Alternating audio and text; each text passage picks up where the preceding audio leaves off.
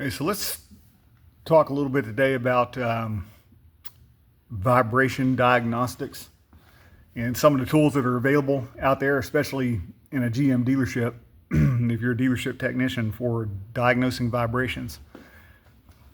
So you can see right here on the screen, there's an icon, PD, Pico Development, which is the company that produces the tool that we're going to use today. PicoAuto.com is their website. I'll see if I can leave a link to that in the description. But you can see here, GM NVH software, so noise, vibration, and harshness software. So we're going to use the picoscope interface box today. We're going to use a 3-channel NVH interface right here. 3 channels is probably the way to go if you have it available to you, because it measures vibration horizontally, vertically, and laterally. So it does help you dial in more on what's causing your vibration and get a more accurate picture on what's taking place. So we're going to hook this up and kind of walk through the process and see how this all works. Now, you also have to have a pass-through device connected to your vehicle. So in this case, since we're working on a Camaro, we're using a MDI right here. Now, something about this is just it's a pass-through device. It's J2534 standard, which means that if that pass-through device, if that MDI will connect to a car, I can use this NVH software on anything. I've used this NVH software. It's kind of custom tailored to General Motors through Pico's development on Hondas and Chryslers and all kinds of stuff, you know, working on used cars at the dealership. So let's kind of walk through this, and I want to show you a couple things that you may not have seen with this software just yet, or may not know exist, and then we'll kind of go from there. So first thing we're going to do is we're going to hook up our box to the computer. So we're going to take the interface box and go ahead and hook it up to one of the USB ports on the PC here that we're using.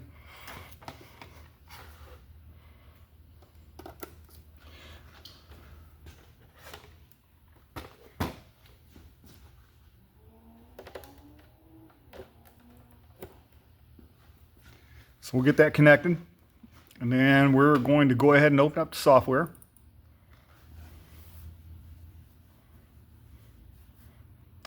We'll give it a second. There we go. So once the software opens up, you'll see we got a couple of options here on this side of the screen. You actually have let's see if I can blow this up a little bit. No, it's not going to let me do that. So over here, you'll see your options on the side of the screen are compression test. At the top, in the middle is NVH. And at the bottom is prop shaft balance.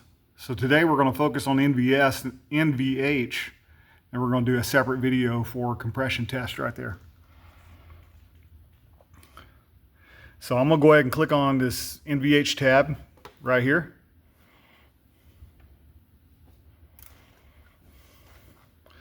Let that open up, and it's got a setup wizard in it, so it's going to ask you a whole series of questions so you can get ready to start your test.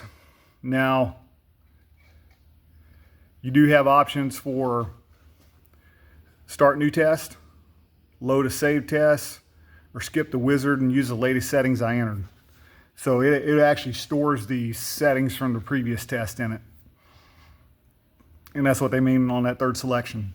So I'm just going to click on Start New Test, and it's still going to bring up everything I had in there from the previous test. So it's telling me to hook up my pass-through device. So in this case, I'm going to hook up my MDI.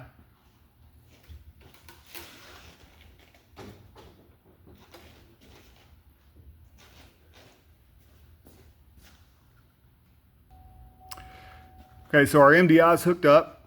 So we're going to click the Next button. And one thing that, especially if you work in a GM dealership and you're familiar with that icon on the screen right there, this icon here is for an MDI1.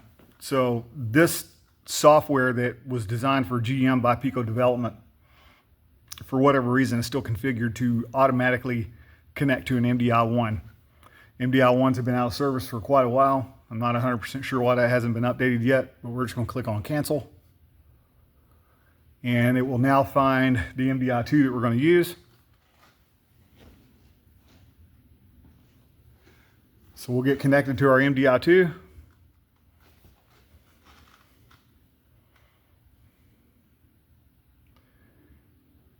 Okay, looks like we're good. So why do we have to have a pass-through device to use this software to diagnose a vibration? Well, the pass-through device connects to the engine control module while we're using the software, and it pulls vehicle speed information, engine RPM information. We can even put in axle ratios, tire sizes, gear ratios, accessory pulley sizes, and diagnose a whole variety of vibrations with this tool.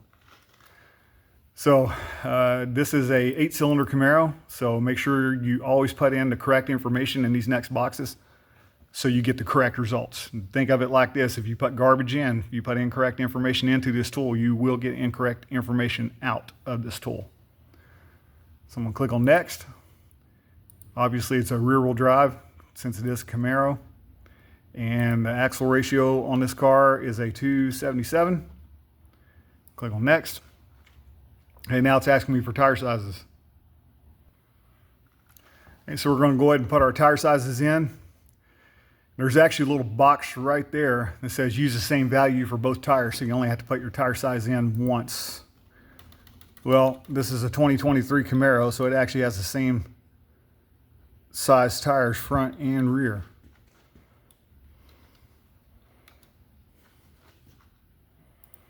Click on next. Now it's asking us which interface we want to use. We're using a 3-channel interface. It gives you an option for a single channel, which does work. I've used a single channel many times, but if you have a 3-channel available, it's going to give you more resolution. It's asking us which accelerometer we want to use. So the accelerometer is going to be this piece right here. This is going to pick up the vibration for us. And we do have the TA143 here. And if you see that little graph on the front that says X, Y, and Z, the X axis on this accelerometer always faces to the front. No matter what you're working on, no matter where you put it, that X axis always faces to the front. Or just look at the side that has the threaded hole on it right there. That threaded hole always needs to face to the front of the vehicle. So we're going to click on next. It's going to tell us to hook everything up. So we got to hook up this little sensor here. Oh, sorry about that. So let me get this hooked up real quick. We'll make sure we're getting a good signal once we get it hooked up, and then we should be ready to get this attached to the car.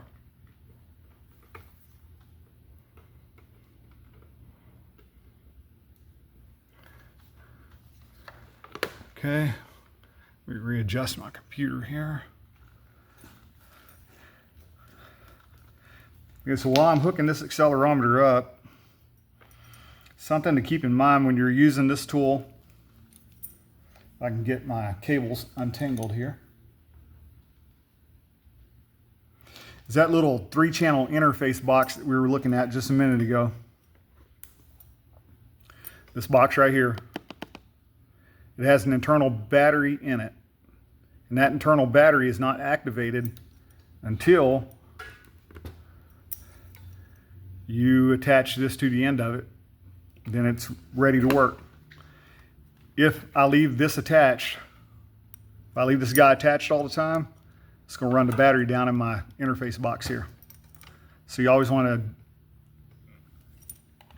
take that off of there or disconnect that from the interface box when you're done using your tool.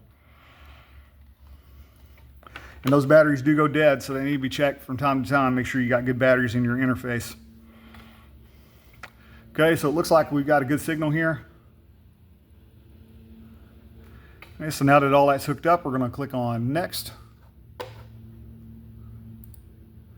And it tells us exactly where to put it. It says attach the accelerometer to the seat rail with the X-axis facing forward. Okay, when they say the seat rail, usually the first place you're going to put this is on the inboard seat rail on the driver's seat to get a point of reference or get a baseline of what your vibration is. Okay, I've got my accelerometer attached. So now I'm gonna click on next here. It's gonna say, hey, we're done. You can click finish. And then the very next thing I need to do is right down here at the bottom of the screen. I need to click right there where it says start recording. So I'm gonna click on that now. It's gonna start recording for me. Now if you notice at the top of the screen, it has several different vibrations that we can choose from. We've got T1, which is tire 1, T2 for tire 2, T3 for tire 3. We have a half order engine vibration, first order engine vibration, second order engine vibration, fourth order engine vibration, because we're dealing with the 8-cylinder engine here. Then prop shaft 1, prop shaft 2, and WP for water pump, which means somebody's added the water pump measurement into this. So I'm gonna go in here in just a minute and clean this up. And I'm gonna start the engine. Let's see if we actually do have a vibration.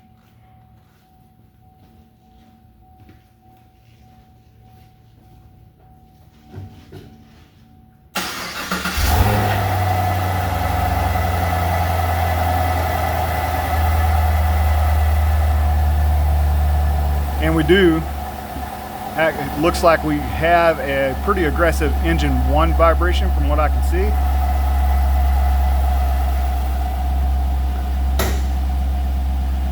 So I'm going to need to diagnose that and see what's causing it. But at least the tool is telling me, hey, you have an engine 1 vibration. So what does it mean when I say engine 1, engine 2, engine 3?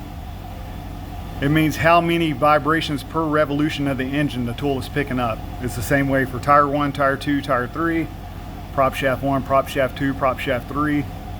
If I had an E2 vibration, that means it's picking up on 2 vibrations per every revolution of the crankshaft. In this case, it's picking up on 1 vibration per every revolution of the crankshaft of this engine. Now you can change these views up quite a bit depending on what you're used to or what you want to see. First thing I'm gonna do, I'm gonna come over here. There's a tab over here that says add vibration. It's right there. See if I can get a better look at that. I'm gonna click on add vibration. It brings up a screen for me that shows all the vibrations we have added right now. And I do not need tire vibrations because I'm not driving this vehicle. I do not need prop shaft vibrations because the vehicle's not being driven, and I don't need to see a water pump right now. So I'm gonna click on add after I took all those away. I closed out that box, and now you can see we're only looking at our engine vibrations, and engine 1 still appears to be the dominant vibration. So something else that I can do here, now that I know it's an engine 1 vibration, I can take that accelerometer that I put on my seat track and actually move it out here to the engine and get a better look and see if my vibration, as you see down here on the intensity of the vibration down here, see if it gets more intense as I get closer to the source of the vibration. So you can see now I have moved my accelerometer out and put it on a bolt on the valve cover on the left side of the engine.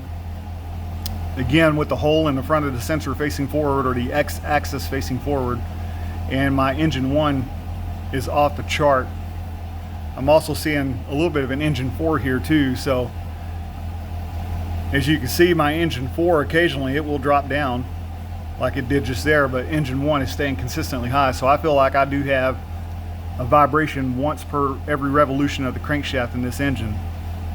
How do I diagnose that? Well, I need to know what some possible things of an engine 1 vibration could be.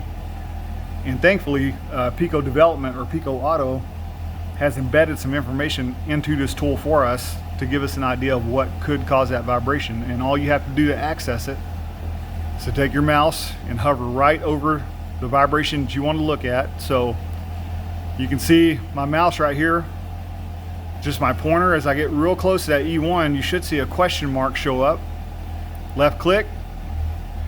Says an engine speed related vibration would usually always occur at the same engine RPM speed regardless of vehicle speed. This type of vibration can usually be detected with the vehicle stopped, although sometimes it may only show up under a load. Well, our vehicle stopped right now, so we can see what it's doing. We know we got an engine 1 vibration, but there's a link right there. It says click for more information. If I click on that,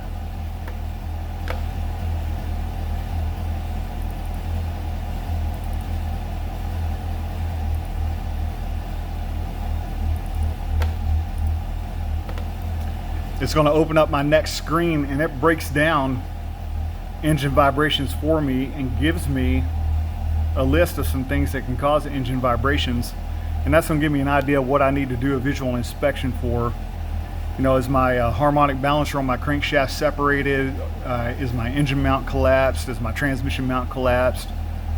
Is the exhaust grounded out underneath the vehicle? What's causing my vibration? Well, I have some information in this software that gives me an idea of what to look at without me having to go dig into the manufacturer's information for this vehicle. Do a good visual inspection after that, and hopefully I can find my problem. But just a little bit about vibration diagnostics and how that works. So I hope this helps out.